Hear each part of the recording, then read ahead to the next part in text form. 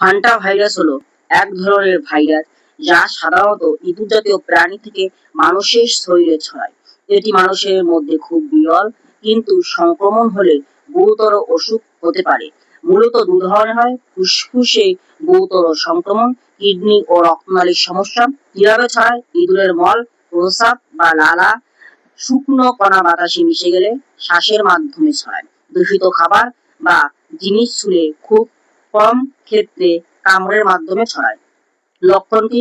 প্রথম দিকে জ্বর, শরীরের ব্যথা, মাথা ব্যথা, বমি ইত্যাদি। এবং পরে গুরুতর সমস্যা কি? শ্বাসকষ্ট, ফুসফুসে জল জমা, কিডনি বিকল হওয়া দেখা যাবে। বর্তমানে এর নির্দিষ্ট কোনো ভ্যাকসিন নেই।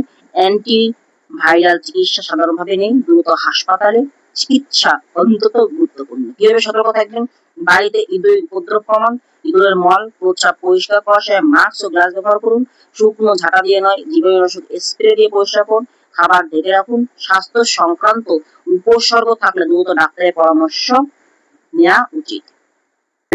এপ্রিল মাসে 2026 সালে যে হান্টা ভাইরাস নিয়ে খবর ছড়িয়েছিল, সেটি মূলত ডাচ ক্রুজ জাহাজে এমভি হন্ডুজিয়ে শনাক্ত হয়েছিল। জাহাজটি আর্জেন্টিনা থেকে যাত্রা শুরু করেছিল এবং পরে বহু দেশে যাত্রী যাওয়ায় বিষয়টি আন্তর্জাতিক উদ্বেগ তৈরি করে। এটি প্রথমে দক্ষিণ আমেরিকা অঞ্চল ঘেঁষা রুটে দেখা যায় এবং পরে আক্রান্ত বা সন্দেহভাজন যাত্রীদের কারণে নেদারল্যান্ড, যুক্তরাষ্ট্র, স্পেন, অস্ট্রেলিয়া, যুক্তরাজ্য সহ একাধিক দেশে নজরদারি শুরু হয়।